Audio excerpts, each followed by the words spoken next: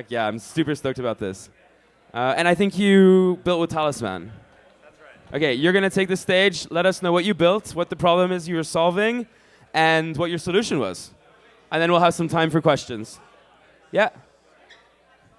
For those that want to participate, please come and sit, because otherwise I can't tell who's chatting in the back and who wants to ask questions. So there's some space here. Please just use the chairs, come chill, and we can make a separation between those that want to chat in the back and those that want to listen to what people were building during the hackathon. Okay, all you. Aaron, it's all you. Hi, everybody. I'm Aaron, and we built DotStack to solve a very specific need within the Polkadot ecosystem. Essentially what happened is about 2 months ago, Talisman, which is one of the major wallet providers within Polkadot, they created sign-in with Substrate. And this is basically modeled off of sign-in with Ethereum. And sign-in with Ethereum is the recognized general best practices authentication standard for authenticated sessions in modern full-stack applications. They've done an incredible job. They've had some of the best security experts in the world help them with this, with sign with Ethereum. Sign with Substrate is based on this model. And essentially what Substrate created is, what Talisman created is they created the protocol level authentication best practices on Substrate. And what we did is we took that and we finished going the last mile to provide that full stack developer application that developers could use to not only allow users to authenticate a session in a Next 14 application, but also to have all of the other dev tools that devs like to use in 2024. And I'm going to show you all a quick demo, and then we'll go a little bit more through what exactly it entailed to build this. So what you're seeing right now is the standard sign-in with Talisman, if you all use the Talisman wallet in Polkadot. And this is the sign in with Substrate notification that you would be signing. So Talisman, just to share for those that don't know, it's a Ethereum, so EVM and Polkadot compatible wallet. Right. And this node field, even though it looks incredibly simple, is an extraordinarily complex piece of authentication. Every bit of this node is authenticated, not only on the client, but also on the server. It is a robust standard that is incredibly precise. And it's something that getting from this node to authentication that works on a client and a server means you have to pass the data at least 5 to 7 times, which can be extraordinarily complex. And what we did is we took it from the node field part, which works on the client, and we added all the server components to allow for it to work within a modern Next.js application. So what you just saw within a millisecond essentially was come join us. Yeah. It got authenticated on the client first because the builder of the application obviously wants to make sure that it works on the client. And then it gets sent to the server. It's authenticated again on the server. And then we use Iron Session to seal all of the data within a secured, authenticated, encrypted cookie. And then that is then sent to our ORM, which is Prisma, which interacts with a Postgres database on Supabase, which then creates not only a user account, but also a wallet account inside that user account. And this is something that's super important for people that build SaaS applications that work within Web3, or people that build Web3 applications that integrate different elements of SaaS. So it's a really, really common dev stack that developers like to build, and it's something that's super important, getting developers to start building Web3. So for example, a lot of people are building in AI right now. They have SaaS stacks in AI. They're like, if I'm looking to integrate Polkadot or Substrate into this standardized AI 2024 application, what do I need to do to get there?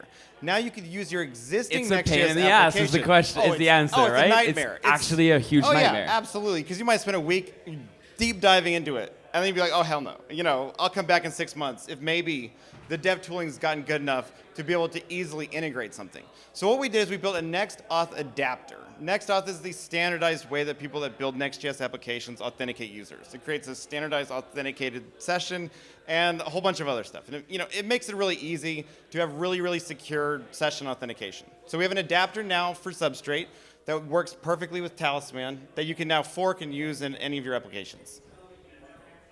Pretty fucking cool. Anyone have any questions for Aaron? Yeah, question. How did you handle the nonce verification for setting sessions and cookies? Did you manage to do that with the substrate-based signing, right? I missed the first part of that. Yeah, how did you manage to use the nonce and signature authentication using Next.js API in order to create this? Is that connected in any way? What do you mean by the non-signature? So substrate-based signing, right, made by Talisman, the repo, it has these auth headers that need to be set with a GWT token in order to set like some secret in order to handle that. Did you manage to use that? Right, at all, or no? right. So any wallet, they allow you to do all sorts of things on chain, right? And a lot of those aren't going to be covered by our initial integration. What we did is we took basically the template that Talisman had created as a way for developing teams to start building within their new protocol framework. And we use that as kind of our basis point. So instead of looking at the fringe cases, which is kind of what you're talking about, and I know there's a lot of them, and we do this on other chains too, not just within Substrate. It's super challenging and complex, and it gets super niche. We're doing this authentication stuff, but it's really important. Right. What you're talking about has not been covered yet by our integration. That would be a good next step. I can send you the code. Yeah. So one thing I was saying at the end of our presentation, hackathon, is that this was kind of my introduction to the Substrate and Polkadot ecosystem. We've never built within Polkadot before. We're really excited to. And after this, we're going to start networking with different teams and hearing about different use cases. So not only can we extend what we've already been started working on, but also look for interesting things that we can start building within the ecosystem. No, yeah, I think your project is super cool. So congrats. It's what we see as a building block that can not only make it easy for us to build, coming from other ecosystems, but lots of other teams that have never built in blockchain or Web3 spaces before. I'm curious to see the adapter in a Next.js app. Like, so what would it look like for me to integrate that in my Next.js app? Do you have an example that we could like just look at? Well, that's it. Oh, like on GitHub, or like what are you saying exactly? Like I want to see your VS Code of a Next.js app structure and like where this thing is actually. Oh yeah, all right, absolutely. Like yeah. So I mean, what I think is really cool about this is that it's really going to be easier to onboard developers to start writing applications that can interact with Polkadot, and it's actually really hard to do that today currently. Right. So when I was setting up this application, so this is a framework that I call React Fuse. Essentially, what it does, it makes it super easy to build Next.js. So one of the things about Next.js is it has a lot of server and client components, which can be really challenging. So what I do is I create client boundaries. So that allows you to build everything you would as if you were just building a client application first, and you can use the React router. So you don't even have to worry about the next router. So like everything that we do within this application works entirely client side, and then because of that, let's see, where are we at? Right, yeah, React. So so everything happens entirely client side, and so these are standardized React views. They're not pages, right? So basically what we do is we say, we're going to use the app router for our API stuff, and we're going to use the React router DOM for all of our actual routing. So, and this is, we use it as basically our starting template for any applications we build. And then we actually end up going and do a lot of stuff with the actual client server stuff, but we like starting with the purely client-side application. So essentially what we do is we create basically a client boundary shell around a Next 14 application, and we build everything within that client boundary. Right? So all of our API routes are server-side, and all of our session authentication is server-side, but all of our UI is client-side. So you get super fast UI on the client, but you have all of the authentication that you would get with a Next 14 application. So basically, it all happens within here. And so we'll go to, let's see, we'll go to the actual part where the authentication happens. So if we go to the sign-in part right here, let me see, where exactly do we want to see this? Oh, yes. So that would be... So this is where all of the actual magic happens. So this is the Web3 provider that we wrap around the entire application. And it handles all of the different security and authentication that you would get. And this works directly between the client and the server. And basically it takes whatever was signed on the client and it double checks it to make sure that everything was done correctly before sending it to the server.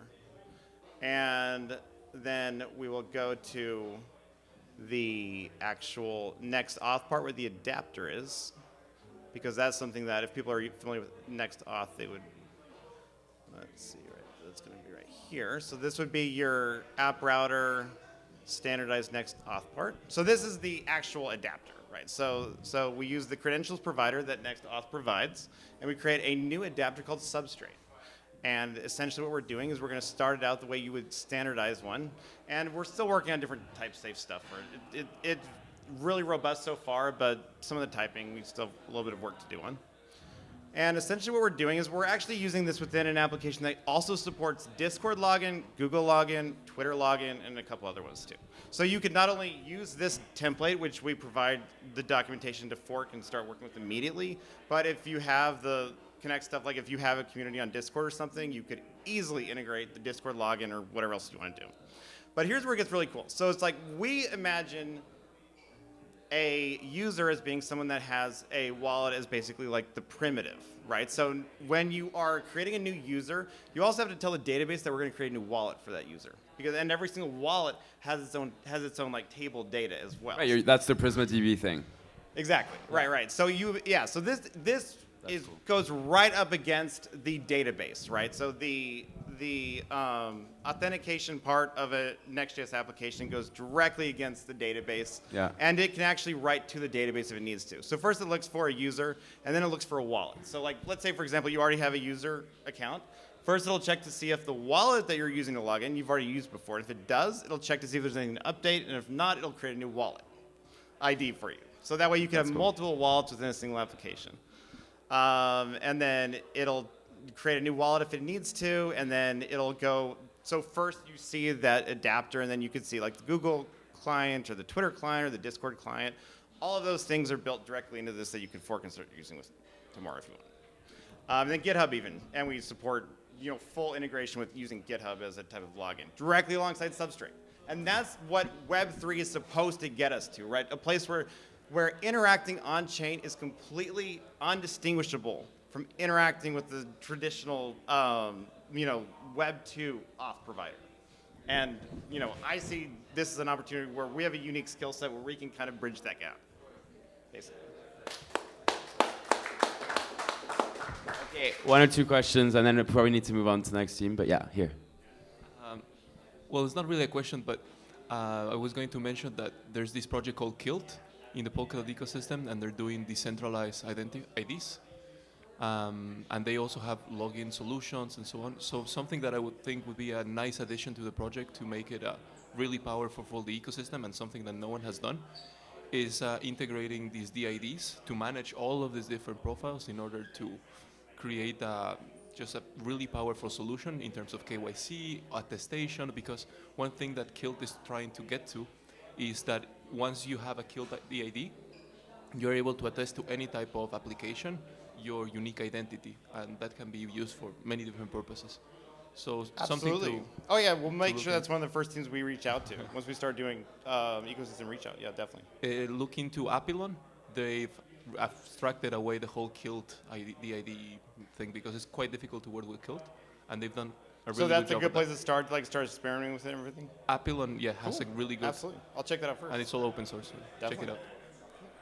We have a Blockspace chat where a Blockspace builders chat where we'll add everyone in and we'll connect you guys. I think Tomasz has been building in the ecosystem for a while now, so awesome. he can definitely help you. We're going to be connecting with the team that's working on signing with Substrate, because we have some notes that can help them actually, some stuff that they can add to the core authentication protocol as well.